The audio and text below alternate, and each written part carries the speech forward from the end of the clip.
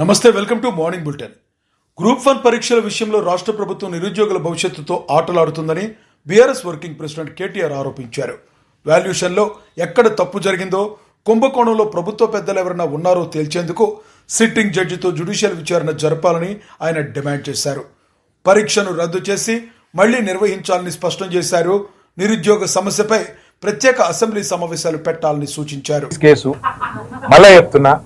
నేను ఇక్కడనే నిల్చుంటా, కావాలంటే రేవంత్ రెడ్డి వస్తాడా, ఏసీబీ డీజీ గారు వస్తారా, ఇట్లే లైవ్ కెమెరాలు ఇట్లా పెట్టుండ్రి, లై డిటెక్టర్ టెస్ట్ పెట్టుండ్రి, నేను ఇక్కడనే ఉంటా కదలా. లై డిటెక్టర్ టెస్ట్ పెట్టుండ్రి, దూద్ కా దూద్ పానీ కా పానీ. అరే నేను చెప్తూనే ఉన్నా, హైదరాబాద్ ప్రతిష్ట పెంచేదానికి, తెలంగాణ ప్రతిష్ట పెంచేదానికి ఎస్ బరాబర్ ఆ రేస్ ఇక్కడ కొనసాగాలి. మొదటి సంవత్సరం బ్రహ్మాండంగా జరిగింది, ఇంకా 3 ఏళ్ళు ఇక్కడనే ఉండాలి. హైదరాబాద్ లో మొబిలిటీ వ్యాలీ రావాలి, హైదరాబాద్ లో పరిశ్రమలు రావాలి, మా పిల్లలకు ఉద్యోగాలు రావాలి. ఒక sunrise sector, sustainable mobility అనేది, ఈవీస్ అనేది, ఎలక్ట్రిక్ వెహికల్స్ అనేది ఒక ఎదుగుతున్న రంగం.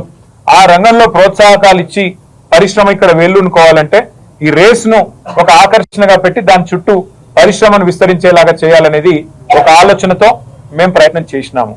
నేను స్పష్టంగా చెప్పాను, ఒక 45 కోట్లు 46 కోట్లు ప్రభుత్వం నుంచి కట్టాలని ఆదేశం ఇచ్చింది నేనే అని స్పష్టంగా చెప్పాను.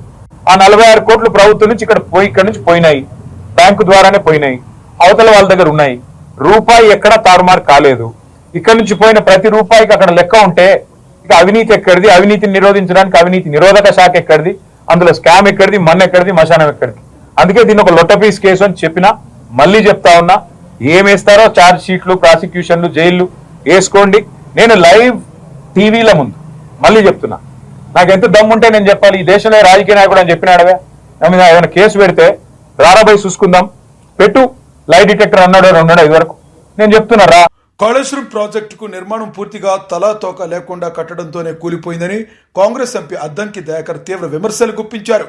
2009లో వైఎస్ఆర్ హయాంలో ప్రాణహిత చేవెళ్ల ప్రాజెక్టును తుమ్మిడిహట్టి వద్ద నిర్మించినట్లుగా గుర్తు చేశారు. సహజమైన గోదావరి నీళ్లు అప్పటికే అందుబాటులో ఉన్నాయని, ఆ నీటిని వాడుకుంటే సరిపోతుందని వ్యాఖ్యానించారు. కాళేశ్వరం నీళ్లు కాదా, అవునా కాదా అని చెప్పమని అంటాడు ఆయన. కాళేశ్వరం తలను తెగ్గొట్టిండ్రు, తోకను తెగ్గొట్టిండ్రు. తల తోక లేకుండా కట్టబట్టే కాళేశ్వరం కూలిపోయింది. గౌరవ దివంగత నేత వైఎస్ రాజశేఖర రెడ్డి గారు తుమ్మిడిహెట్టి నుంచి చేవెళ్ళ వరకు ప్రాణహిత చేవెళ్ళ అంబేద్కర్ సుజల స్రవంతి పేరుతోని ఒక ప్రాజెక్టును 35,000 కోట్లతోని ప్రతిపాదనలు చేసి, పనులు కూడా 5,600 కోట్ల పైచిలుకు పనులు అయిన తర్వాత ఆ రోజు రాజశేఖర రెడ్డి గారు పరమపదించడం, తర్వాత వచ్చిన ప్రభుత్వాల్లో రోషయ్య గారు కానీ, కిరణ్ కుమార్ రెడ్డి గారు కానీ దాన్ని కొనసాగింపుగా శ్రీపాద ఎల్లంపల్లి అనే ప్రాజెక్టును పూర్తి చేసిండ్రు. అది మెయిన్ ఇరుసు, అది ప్రాణహిత చేవెళ్లకు. మీరు తల దగ్గొట్టి కిందికి వచ్చి మేడిగడ్డ నుంచి కట్టిన శ్రీపాద ఎల్లంపల్లి ఇరుసు, అది 20.5 టీఎంసీలు, 21.5 టీఎంసీల సామర్థ్యంతో అది ఉంటుంది.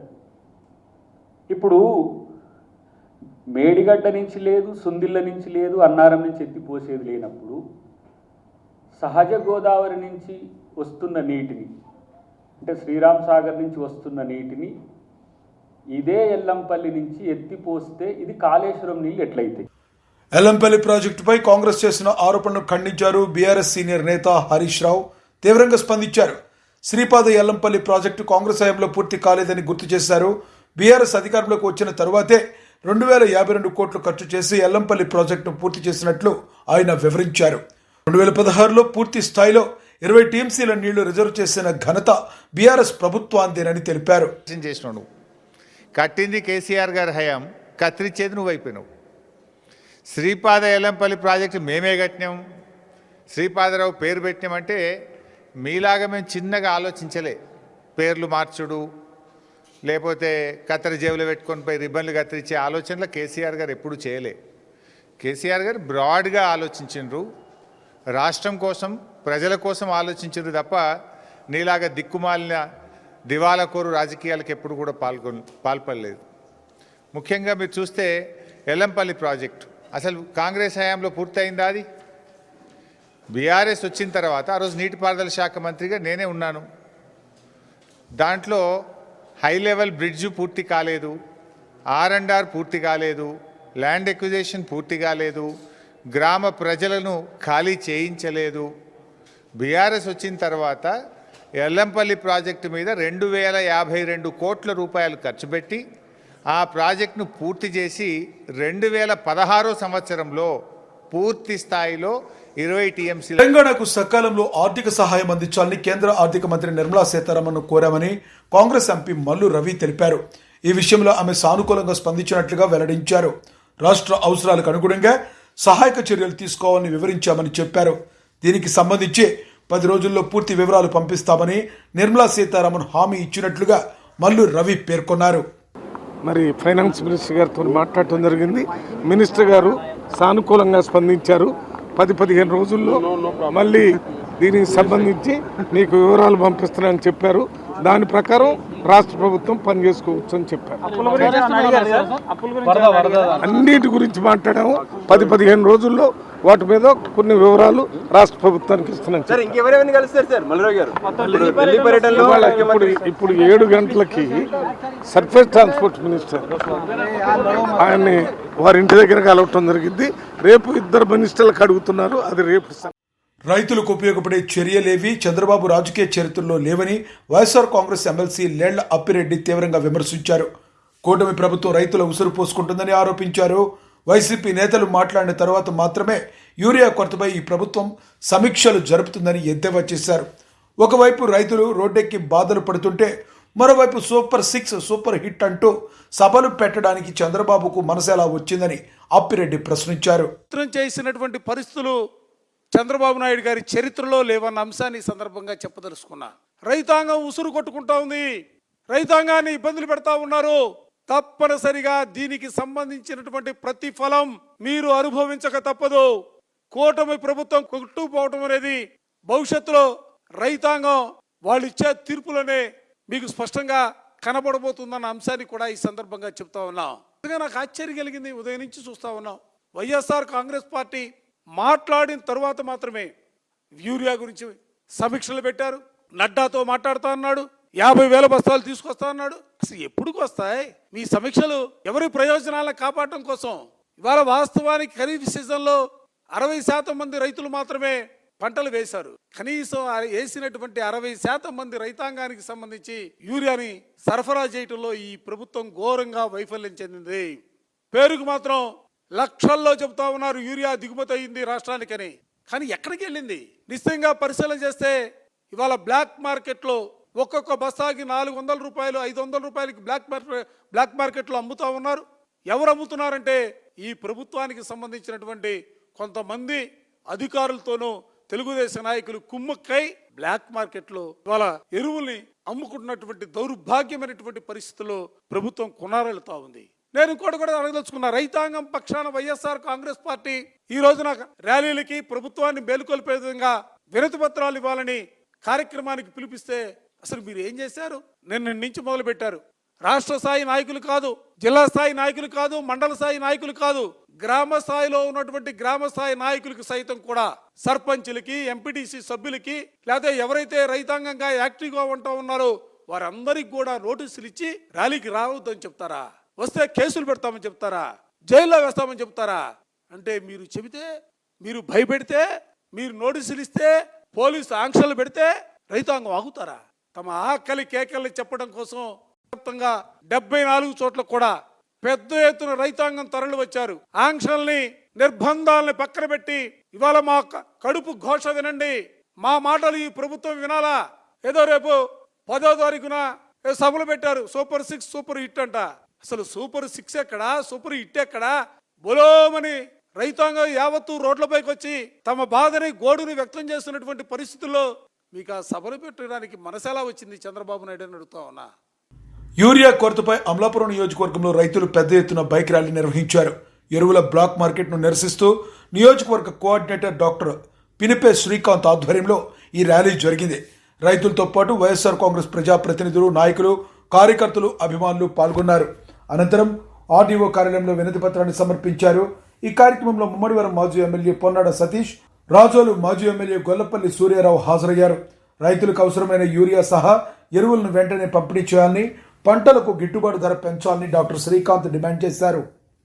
షాపుల ద్వారా రీటైల్ మార్కెట్లోకి వెళ్ళిపోతుంది. ఈ మార్క్ఫెడ్ కి ఏదైతే 50% ఇస్తారో ఆ మార్క్ఫెడ్ నుంచి మార్కెట్ యార్డుల ద్వారా పిఏసిఎస్ కి లేకపోతే ఎఫ్పిఓల ద్వారా రైతన్నకి చేరుతుంది. కానీ ఇప్పుడు జరుగుతున్న పరిస్థితులు ఎలాగంటే ఇలా 50% మార్క్ఫెడ్ కి ఇంకా 50% ప్రైవేట్ కి ఇవ్వకుండా ప్రైవేట్ కి ఎక్కువ శాతం పెంచేసి గవర్నమెంట్ సంస్థకు మార్కెట్కి వచ్చే తగ్గించేశారు. దానివల్ల యూరియా కొరత క్రియేట్ అయ్యింది. ఇది ఎందుకు చేశారు? ఎవరికి లాభం చేకూర్చడం కోసం ఈ రకంగా చేశారు.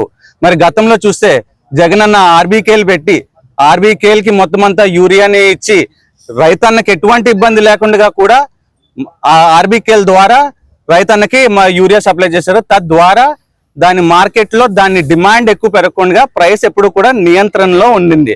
కానీ ఆ రకంగా చేయకుండా కావాలని ప్రైవేట్ పార్టీలకి బెనిఫిట్ చేయాలని చెప్పి ఈ రకంగా చేస్తున్నారు. గతంలో చూసుకుంటే ఎండియూ వెహికల్స్ కూడా అదే రకంగా ఆపేసి మధ్యలో ఉన్న దళాలకి డబ్బు మిగిలేలా చేసింది ఈ కూటమి ప్రభుత్వం. ఇప్పుడు చూస్తుంటే ఇప్పుడు కూడా అదే చేస్తుంది. మెడికల్ కాలేజీలు ప్రైవేటీకరణ చేసేసి అక్కడ కూడా మళ్ళీ మధ్యలో దళారులకి లేకపోతే మధ్యలో ఈ ప్రైవేట్ కంపెనీస్ కి లబ్ధి చేకూరేలా చేస్తుంది.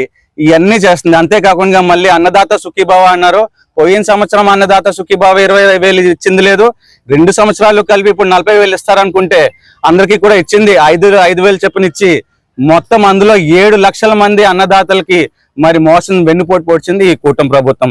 ఇలాంటి యొక్క సమస్యలన్నింటినీ కూడా మా నాయకుడు వైఎస్ జగన్మోహన్ రెడ్డి గారి పిలుపు మేరకు మేమందరం కూడా రైతు పక్షాన్ని నించునే ఈ రోజు ర్యాలీగా మరి మా స్వగృహం అమలాపురం బట్నవెల్లి నుంచి మరి ఆర్డీఓ కార్యాలయానికి ర్యాలీగా నిరసన ర్యాలీగా వచ్చి మరి ఆర్డీఓ గారికి మరి వినతి పత్రం ఇవ్వడం జరిగింది. అంతేకాకుండా మరి నష్టపోయిన రైతులకి ఏదైతే అకాల వర్షాల కారణంగా నష్టపోయిన రైతులకి వాళ్ళకి నష్టపరిహారం ఇచ్చింది లేదు, లేకపోతే 0 వడ్డీ ఇచ్చింది లేదు, లేదా ఎటువంటి రైతు భరోసా ఇచ్చింది లేదు.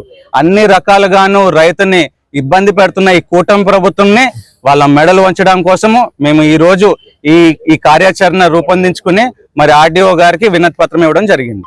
Thank you. రాష్ట్ర వ్యాప్తంగా ప్రజల సమస్యలను పరిష్కరించడానికి కాంగ్రెస్ ప్రభుత్వం ఎప్పుడూ సిద్ధంగా ఉంటుందని ఎక్సైజ్ మరియు పర్యాటక శాఖ మంత్రి జూపల్లి కృష్ణారావు తెలిపారు. ప్రజల అంచనాలను నెరవేర్చేందుకు కట్టుబడి ఉన్నామని ఆయన స్పష్టం చేశారు. ఏ సమస్య అయినా ప్రభుత్వం దృష్టికి తీసుకువస్తే తక్షణమే స్పందిస్తామని హామీ ఇచ్చారు. ప్రజల అభ్యున్నతే తమ ప్రభుత్వ ధ్యేయమని జూపల్లి కృష్ణారావు పేర్కొన్నారు. అమలు చేస్తామని చెప్పడం జరిగింది. అందులో భాగంగానే ఈనాడు కేవలం సెక్రటేరియట్కే పరిమితం కాకుండా మా నియోజకవర్గాలుగా పరిమితం కాకుండా ప్రజలు అటు ప్రజాభవన్లో ఎవరొచ్చినా రాష్ట్రం నలుమూల నుంచి ఎవరొచ్చినా వాళ్ళకి విజ్ఞాపనలు స్వీకరించేటట్టు ఏర్పాటు చేస్తాం. అట్లాగే కాంగ్రెస్ పార్టీ పరంగా రాష్ట్రంలో ఉన్న వాళ్ళు ఎవరు గాంధీ భవన్కి వచ్చినా వాళ్ళ యొక్క విజ్ఞాపనల్ని వినతులు స్వీకరించి వాటి పరిష్కారం కోసం సంబంధిత అధికారులతోటి అంటే గ్రామ స్థాయి అధికారి నుంచి రాష్ట్ర స్థాయి అధికారి దాకా గ్రామ సెక్రటరీ నుంచి ప్రిన్సిపల్ సెక్రటరీ దాకా వాళ్ళ సమక్షంలోనే మాట్లాడి వాళ్ళ సమస్యలు పరిష్కారం చేయడం ప్రయత్నం చేస్తూ ఉన్నాం.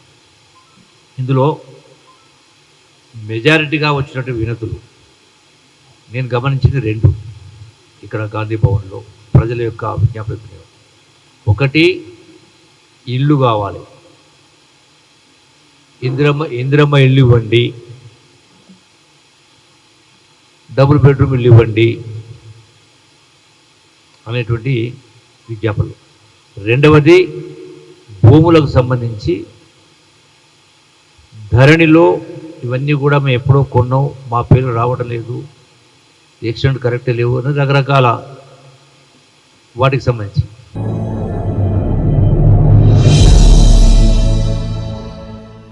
కాళేశ్వరం ప్రాజెక్టు అవినీతిలో బీఆర్ఎస్ ను కాపాడేందుకే కాంగ్రెస్ ప్రభుత్వం ప్రయత్నిస్తుందని బీజేపీ ఎమ్మెల్యే పాయల్ శంకర్ ఆరోపించారు. ఇన్నాళ్లు కాలయాపన చేసి ఇప్పుడు సిబిఐ విచారణ పేరుతో తమపై ఒత్తిడి తీసుకురావాలనే యత్నం జరుగుతుందని ఆయన మండిపడ్డారు.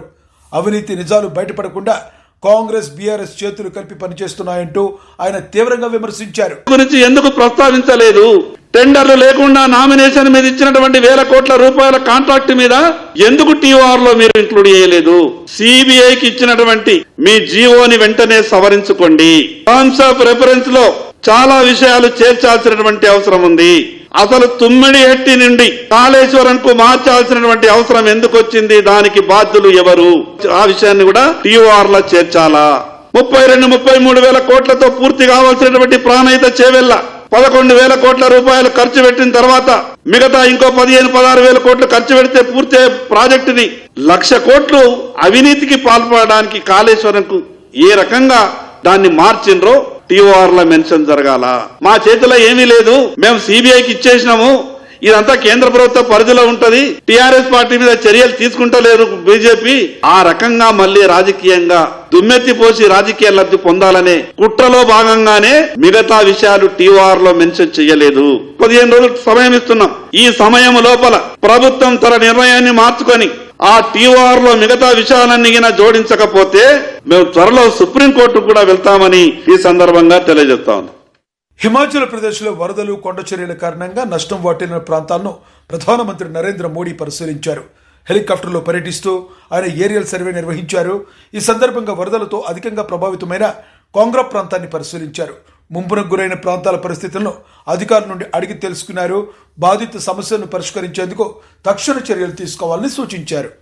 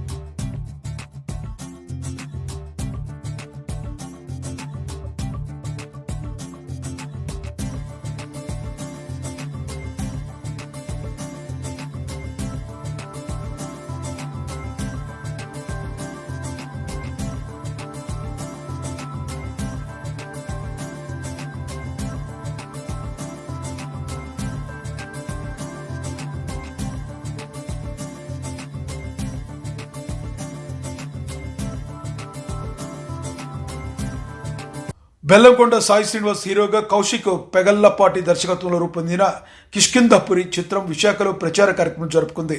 అనుపమ పరమేశ్వరన్ కథానాయికగా నటించిన ఈ సినిమా ప్రమోషన్లో హీరో బెల్లంకొండ శ్రీనివాస్, దర్శకుడు కౌశిక్ మీడియాతో మాట్లాడారు. ఈ సందర్భంగా చిత్ర నిర్మాణ విశేషాలు, ప్రేక్షకుల అంచనాల గురించి వివరించారు. అన్ని బాగా నచ్చాయి అనుకుంటున్నాను. సాంగ్ కూడా అన్నిటికీ చాలా మంచి ఆర్గానిక్ రెస్పాన్స్ వచ్చింది. అండ్ ఇప్పుడే సింహాచలంకి వెళ్ళాం. నేను డైరెక్ట్గా వెళ్ళి దర్శనం చేసుకొని స్వామివారి బ్లెస్సింగ్ తీసుకొని వచ్చి ఇంకా మీ దగ్గర ప్రెస్ మీట్ రావడం మాకు చాలా హ్యాపీగా ఉంది. నేను ఒకటే బిలీవ్ చేస్తానండి, ఒక సినిమా అంటే మేము ఎంత కష్టపడి, ఎంత ప్రేమించి, ఎంత ఎఫర్ట్ పెట్టి, ఎన్నో హోప్స్ తోటి, ఎన్నో డ్రీమ్స్ తోటి పనిచేస్తాం. బట్ ఈ సినిమా ఇంత కష్టపడి ఇంత పనిచేసింది ఏంటంటే మీ అందరికి కూడా నచ్చాలని. మా మీడియా వాళ్ళు కూడా మా ఫ్యామిలీగానే ఫీల్ అవుతాం మేము. ఎందుకంటే మేము ఎంత కష్టపడి ఎంత మంచి సినిమా చేసినా జనం దగ్గరికి తీసుకెళ్లాలన్నా, ఆడియన్స్ దగ్గర రీచ్ అవ్వాలన్నా దానికి మెయిన్ మార్గదర్శి మీరే. అండ్ మీరే మా వాహనం. అందరికి కూడా ఒక మంచి ఎక్స్పీరియన్స్ అనే సినిమా ఇవ్వాలి.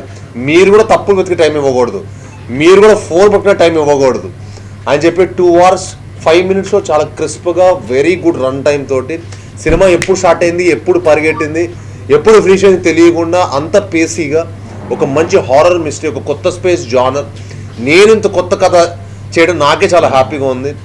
యాజ్ అన్ యాక్టర్గా ఒక కొత్త స్పేస్లో ఎక్స్ప్లోర్ చేసినప్పుడు మాకు లిమిటేషన్స్ లేకుండా బాగా అద్భుతంగా చెప్పొచ్చు. సో కిష్కింధపురి అనేది ఒక ఫిక్షనల్ సిటీ అండి.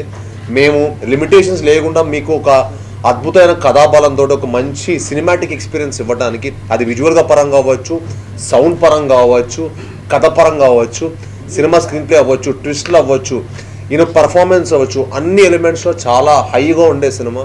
అండ్ మీ అందరు డెఫినెట్గా హై అవుతారు. చాలామంది కొన్ని సినిమాలు మాకు ఇక్కడ హై మూమెంట్స్ ఉంటాయండి, గూస్ బంప్స్ మూమెంట్స్ ఉంటాయంటారు కదా, మా సినిమానే మా సినిమా థ్రిల్లింగ్ సినిమా. సో మాకు థ్రిల్ అనేది అన్ని ఆస్పెక్ట్స్ రిలీజ్ కూడా ఉన్నప్పుడు మేము ఇంకా థ్రిల్ ఫీల్ అవుతున్నాం. That is how we enjoy hour movie process. But ఈసారి మీరు ఎన్ని ఎక్స్పీరియన్స్ చేసినా, ఎంత ఊక వచ్చినా, మీరు భయపడదామని వచ్చినా, ఒక మంచి కథ చూద్దామని వచ్చినా, అరే వీళ్ళు ఎంత కష్టపడ్డారో, వీళ్ళు ప్రతి ఫ్రేమ్లో ఎంత ఎఫర్ట్ పెట్టి చేశారో అనేది చూద్దాం అనుకున్నా. We will definitely we are 100% sure that మీరు డెఫినెట్గా చాలా చాలా హ్యాపీగా ఫీల్ అవుతారు, చాలా సాటిస్ఫైడ్గా ఫీల్ అవుతారు. చాలా ఇంపార్టెంట్ రోల్ ఉంది సార్ హీరోయిన్ గారికి కూడా. అనుపమ గారు చాలా ఇంపార్టెంట్ రోల్. అండ్ ఈ సినిమాకి ఏంటంటే మేము కథ విన్నప్పుడే నేను కౌశిక్ గారు అనుకుంది ఏంటంటే ఈ సినిమాకు మంచి పర్ఫార్మర్ కూడా కావాలి. ఎందుకంటే మీకు ఎందుకనేది మీకు సినిమా చూస్తే మీకు అర్థమవుతుంది. ప్రీ క్లైమాక్స్ని ఆ క్యారెక్టర్ పుల్ ఆఫ్ చేయాలని అంత ఈజీ కాదు. సో ఆ క్యారెక్టర్ పుల్ ఆఫ్ చేసి వాళ్ళు చేయటం దానికి, so it is actually very tough job. So తనకున్న ఎక్స్పీరియన్స్ మా సినిమా డెఫినెట్గా హెల్ప్ అయింది. ఈ సినిమాని డెఫినెట్గా వాళ్ళ పర్ఫార్మెన్స్ తోటి మా సినిమా ఎలివేట్ చేశారు. మా సినిమా సెట్ ప్రమోషన్కి ఆయన చేసిన ఎఫర్ట్ మీకు కనిపిస్తుంది. సినిమా మా ట్రైలర్ చూసి మీకు ప్రతి ఫ్రేమ్లో ఆయన ఇచ్చిన సపోర్ట్ మాకు కనిపిస్తుంది. So hats off to Sahu గారు. అలాంటి ప్యాషనెట్ ప్రొడ్యూసర్తో పనిచేయడం మాకు చాలా హ్యాపీగా ఉంది. ఎందుకంటే నాకు కానీ కౌశిక్ కానీ ఎప్పుడు నో అనకుండా ఎప్పుడు ఆయన మాకు ఏమి కావాలన్నా అవి ఇచ్చారు. అండ్ సినిమాకి కాంపిటీషన్ రిలీజ్ అవుతుంది, ఆ సినిమాని ఇంకా అత్యగా మించి ప్రమోట్ చేయాలని చెప్పి సినిమాని సపోర్ట్ చేశారు. మేము ఏం అడిగితే అది మాకు మాకు మా హోల్ టీమ్ని సపోర్ట్ చేసినందుకు మేము really very very thankful to Sahu garu. And really thankful to our editor Niranjan garu, అలానే మా మ్యూజిక్ డైరెక్టర్ చైతన్ భరద్వాజ్, మా డిఓపి చిన్మయ్ సలాస్కర్కి, అలానే ఎగ్జిక్యూటివ్ ప్రొడ్యూసర్ అయిన కనిష్ కాకి అండ్ లక్ష్మణ్ గారికి, ఇలా ప్రతి ఒక్కళ్ళకి ఈ సినిమాకి పనిచేసిన ప్రతి ఒక్కళ్ళకి మనస్ఫూర్తిగా ధన్యవాదాలు తెలుపుకుంటున్నాను. రాక్షసుడు రాక్షసుడు సినిమా నేను అనుపమ చేసిన చాలా మంచి సక్సెస్ అందింది. అందరు రాక్షసుడు 2 ఎప్పుడైతే చెప్పిన చాలా మంది అడుగుతుండేవాళ్ళు. కానీ రాక్షసుడు 2 కానీ ఇప్పుడు కిష్కింధపూర్ చూశాక మీరు అందరూ డెఫినెట్ కిష్కింధపూర్ 2 ఎప్పుడని అడుగుతారు. I will guarantee you, because ఈ సినిమా అంత గొప్ప ఎక్స్పీరియన్స్ మీ అందరికి ఇవ్వబోతుంది. అండ్ ఈసారి డెఫినెట్గా మీ అందరు టైమ్ అండ్ ఎఫర్ట్, అరే భలే మంచి ఎక్స్పీరియన్స్ చేసామని డెఫినెట్గా we will make sure that మీరు ఇచ్చిన time and effort is worth అని. అప్పుడు మీరు అందరూ ఎంజాయ్ చేయాలని మనస్ఫూర్తిగా కోరుకుంటున్నాను. మనస్ఫూర్తిగా మిమ్మల్ని అందరూ మమ్మల్ని ఆశీర్వదించాలని. మా డైరెక్టర్ ఎన్నో హోప్స్ డ్రీమ్స్ తోటి ఈ సినిమా పనిచేశాడు. మీ అందరు సపోర్ట్ చేసి అతనికి ఒక పెద్ద హిట్ ఇవ్వాలని మనస్ఫూర్తిగా కోరుకుంటున్నాను. ఇది నా సెకండ్ ఫిల్మ్. ఇంతకుముందు చావుకబురు చల్లగానే ఒక సినిమా చేశాను, సెకండ్ ఫిల్మ్ ఇది. సో ఇది ఒక హారర్ మిస్టరీ. ఆయన చెప్పినట్టు చాలా యూనిక్ సెటప్లో ఒక డెఫినెట్లీ ఇన్ని విధాలుగా ప్రయత్నించాము అండ్ 100% అందులో సక్సెస్ అయ్యామని అనుకుంటున్నాము. సినిమా ఫైనల్ కాపీ చూసుకున్న తర్వాత మేము వెరీ వెరీ హ్యాపీ.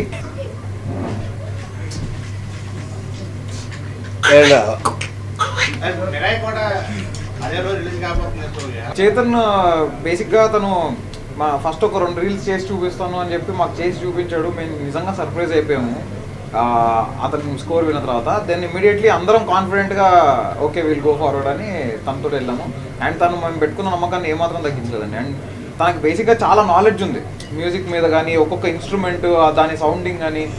సో దాని గురించి అతను మాట్లాడుతుంటే గంటలు మాట్లాడుతుంటాడు అనమాట. అంత నాలెడ్జ్ ఉంది. అండ్ ఆ నాలెడ్జ్ మొత్తాన్ని సినిమాలో వాడాడని చాలా బలంగా చెప్తారు మీరే సినిమా చూసాక. ప్రసిద్ధ తమిళ నటుడు విజయ్ ఆంటోనీ మేనలుడు అజయ్ దిషన్ ధనుష్ జంటగా నడుస్తున్న చిత్రం బూకీ హైదరాబాద్లో లాంఛనంగా ప్రారంభమైంది. రామానాయుడు స్టూడియోస్లో పూజా కార్యక్రమాల అనంతరం హీరో సత్యదేవ్ ముఖ్య అతిథిగా హాజరై మొదటి క్లాప్ ఇచ్చారు. తెలుగు తమిళ భాషల్లో తెరకెక్కుతున్న ఈ చిత్రాన్ని రామాంజనేయులు నిర్మిస్తున్నారు. డాక్టర్ సలీం సినిమాతో సినిమాటోగ్రఫర్గా గుర్తింపు పొందిన గణేష్ చంద్ర ఈ సినిమాతో దర్శకుడిగా పరిచయం అవుతున్నారు.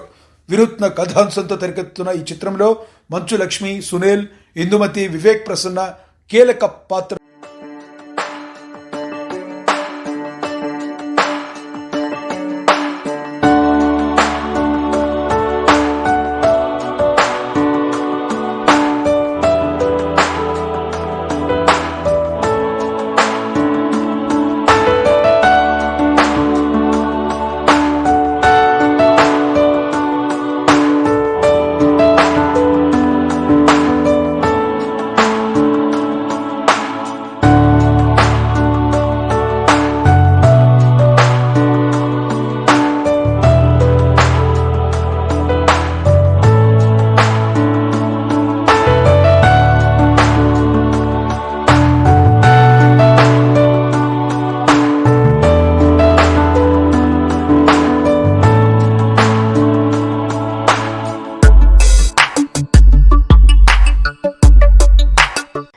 నాకు చాలా సంతోషంగా ఉంది.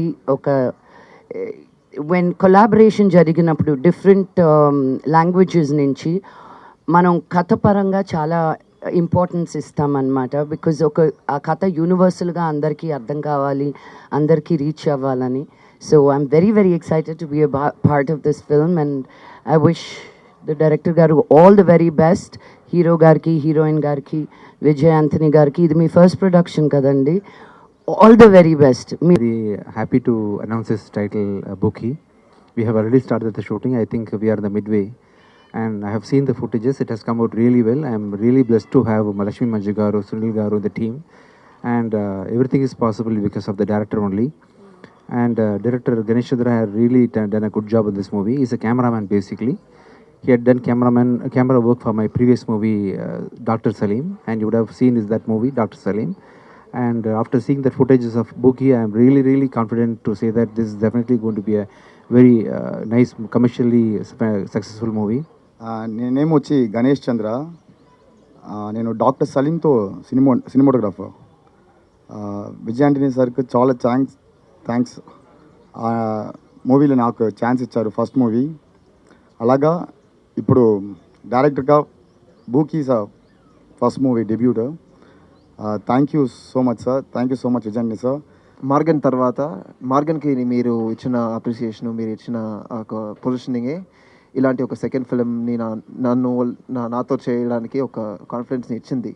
సో దానికి I thank Leo sir first, and ఈ ఫిల్మ్ని ప్రొడ్యూస్ చేసే రామ్ సార్కి, విజయ్ ఆంటనీ సార్కి, మ్యూజిక్ డైరెక్టర్గా కూడా, అండ్ ధనుష, గణేష్ సార్కి ముఖ్యంగా నన్ను నమ్మేసి ఈ ఫిల్మ్ని ఒక ఇచ్చి వీడు చేస్తాడు అనే ఒక కాన్ఫిడెన్స్ వచ్చి కొత్తదే.